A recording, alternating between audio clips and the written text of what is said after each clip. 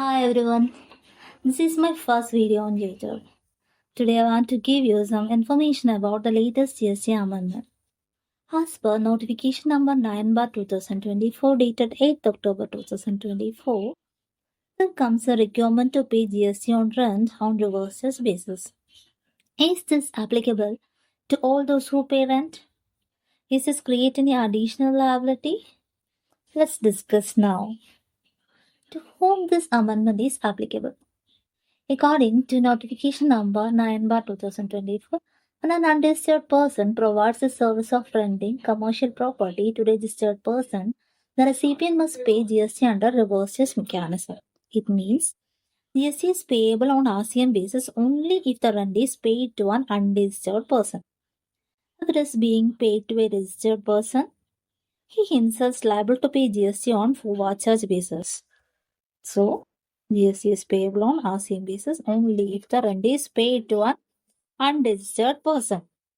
Then, another important point that is applicable only if the registered person takes the property for commercial purpose. The commercial purpose is important. The provision does not get attracted if the registered person uses it for personal purpose and he does not claim the rent as business expense. So, in conclusion, the registered person needs to pay GST on reverse charge basis if he pays rent on commercial property to an unregistered person. Now, the next question arises on our mind is, does it create any additional burden on the taxpayer?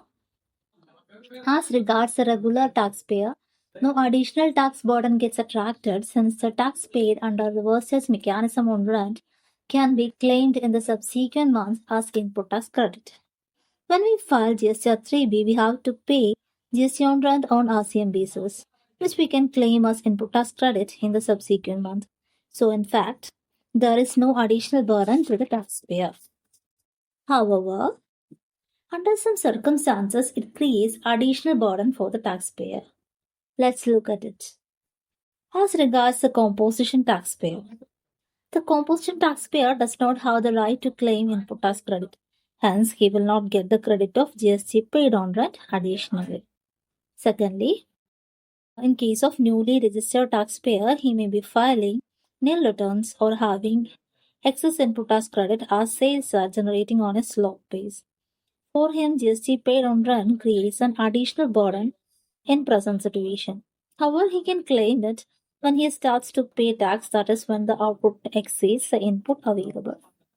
Then in case of supplier of exempted goods, etc., they will not get the input tax credit of GST paid on RCM basis fully. They need to segregate that proportionately on the basis of supplies on which tax payable and not. Hope this video covers some of your doubts regarding the new amendments. Please give suggestions for the areas I have to improve. Thanks for watching. Shall come with another video. Bye everyone. Thanks again.